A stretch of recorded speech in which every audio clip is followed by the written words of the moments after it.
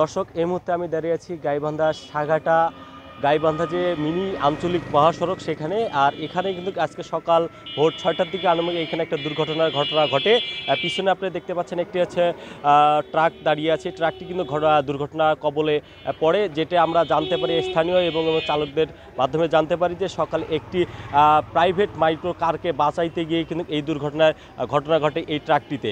তো আসলে এইখানে দুর্ঘটনা ঘটানোর মূল কারণ হিসেবে যেটা দেখানো হচ্ছে, এইখানে একটা কিন্তু সরু সুইচ গেট, যেটা যখন এই আঞ্চলিক মহাসড়ক নির্মাণ করা হয় তখন কিন্তু এই আঞ্চলিক যে এই সুইচ গেটটা কিন্তু সরু ছিল। এই সরু থাকার কারণে কিন্তু এখানে প্রতিনিয়ত এরকম দুর্ঘটনা ঘটছে। আমি যে আপনাদের দেখানোর চেষ্টা করি, এই সামনে যে সুইচ গেটটি, সেই সুইচ গেটটি কিন্তু বন্যা নিয়ন্ত্রণের জন্য এই সুইচ গেটটি কিন্তু ব্যবহার করা হয়, কিন্তু প্রত্যেকবার বন্যায় কিন্তু এই সুইচ গেটটি কিন্তু ঝুঁকিপূর্ণ হয়ে পড়ে, কারণ সরু থাকার কারণে।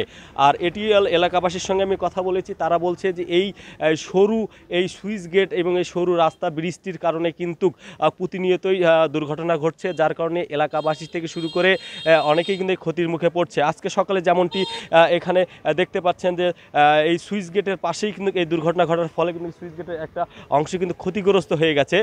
স্থানীয়দের মতে যে আগামীতে যদি আবার বন্যায় যদি এলাকা কবলিত হয় তখন কিন্তু এই সুইচ গেটটি আরও ঝুঁকির কবলে পড়বে।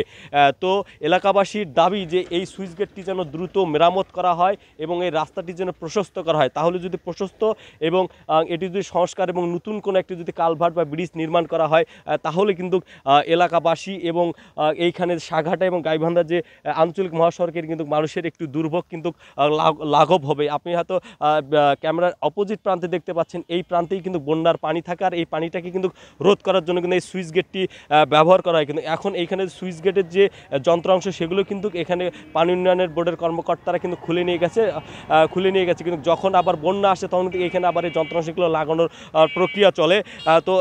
তো আপনারা দেখতে পাচ্ছেন এই সড়কটি সাঘাটা এবং গাইবান্ধার কিন্তু আঞ্চলিক মহাসড়ক হওয়াতে যানবাহনের চাপ কিন্তু প্রচুর লক্ষ্য করা যায়, যার কারণে প্রতিনিয়ত এই চাপ সামাল দিতে গিয়ে কিন্তু এই সরু কালভার্ট ব্যবহার করার কারণে কিন্তু দুর্ঘটনা ঘটছে। আর যখন এই যে আমি এখানে দাঁড়িয়ে আছি, কালভার্টটির উপরে একটি ট্রাক বা বাস চলে যাওয়ার সময় কিন্তু এই কালভার্টটি নড়ে চড়ে ওঠে, যেটি কিন্তু যে কোনো মুহূর্তে ধসে পড়া থেকে শুরু করে বড় ধরনের দুর্ঘটনা ঘটার কিন্তু আশঙ্কা রয়েছে।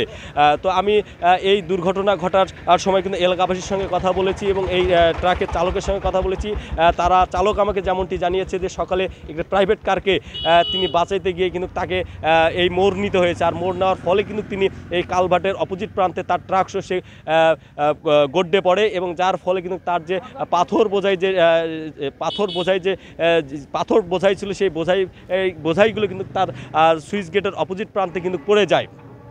তো এই ছিল এখানকার থেকে সরু যে কালভার্ট এবং এই সুইচ গেটটি পুনর্নির্মাণ এবং সংস্কারের দাবি জানিয়ে এলাকাবাসীর পক্ষ থেকে এটি। তো এই ছিল গাইবান্ধা সাঘাটা ফুলছড়ি থেকে সর্বশেষ।